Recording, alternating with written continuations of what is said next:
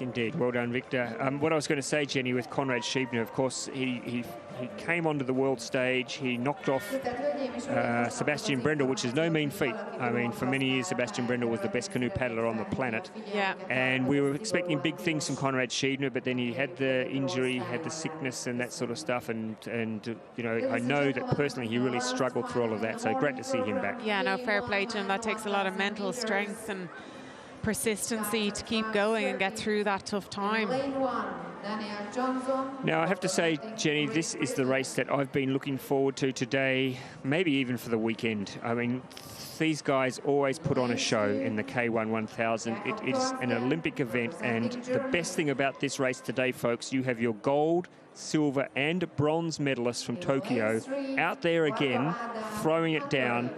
And I can guarantee you there's a big Hungarian crowd here, and they are going to be banging those drums. They are going to be very, very loud, because Balint Kopasz, the reigning Olympic and world champion, is in lane 9, so he'll be coming down right under their noses. What a race is this going to be, Jenny. This is going to be some race. And, you know, I have to say well done to Daniel Johnson from Great Britain for making this final here today. What an achievement for him. You know, it's to have his name among such phenomenal stars of our sport, and here he is, achieved it, and credit to him for being in this A final today. And well, there's some big names in the B final, like Josef Dostal was there, for example, some big names, so Daniel Johnson's done very well. Very well, and Tom Lusty also did very well yesterday, making the A final, the K1 500 metres, so yeah, well done to them. So Balint Kopasz is the hometown favourite. Adam Varga, though, I must say, looked very, very good in the semi-finals, looked very relaxed. Of course, you know that Fernando Pimenta will go out hard, the Portuguese athlete. Tom Green, 7th in the Olympics. He's looking strong this year as well. Rene Paulsen, the veteran, always puts on a good show. Arda Peters from, I mean, this is just a quality field. Francisco Cubelas from Spain is fast. There he is there. He's gone out fast again.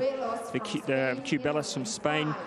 Whether he can hold on against this sort of quality field, I don't know. And there's Pimenta going where he likes to go. Out to the front. This is the way he's always raced his races. He goes out hard and he throws down the challenge. Sometimes it comes off, a lot of the time, well, not a lot of the time, but sometimes it doesn't come off. And you see someone like Adam Varga, look how relaxed.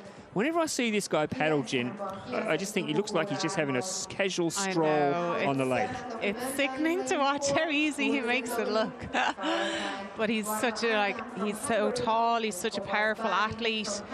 And look at him, just the way he can propel the boat through the water. Well, I tell you what, he is trying to break Fernando Pimenta's heart early on, because Pimenta would not like to be headed at this stage of the race. But look at that, folks. He's thinking, I'm just going to paddle down here and get a carton of milk from the shops. When I come back, I might stop at the park. And by the way, look how far I'm in front in this K1 1000 metre field. Just looking very comfortable. Kopasz, as we just saw closest to the camera, he is of course, the hometown favourite here. They love him after he won gold. Of course, it was gold and silver for the Hungarians in Tokyo, with Kopasz holding off Varga to win the gold in Tokyo.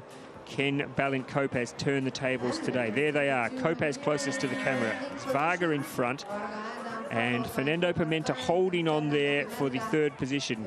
Now, the rest of the field, well, they're all biding their time, but the quality of these 3 front athletes, very hard to chase them down if you want to leave it to the last. Just look at Dan Johnson out in lane 1 there. He is powering along. It really is.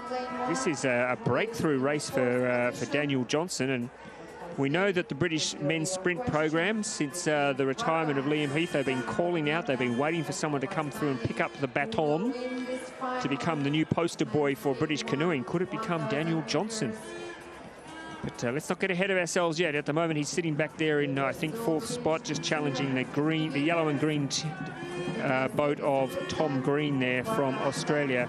But Adam Varga just keeping the momentum going. Kopasz closest to us on camera. Just keeping an eye on him out of the corner of his eye, just watching where he is.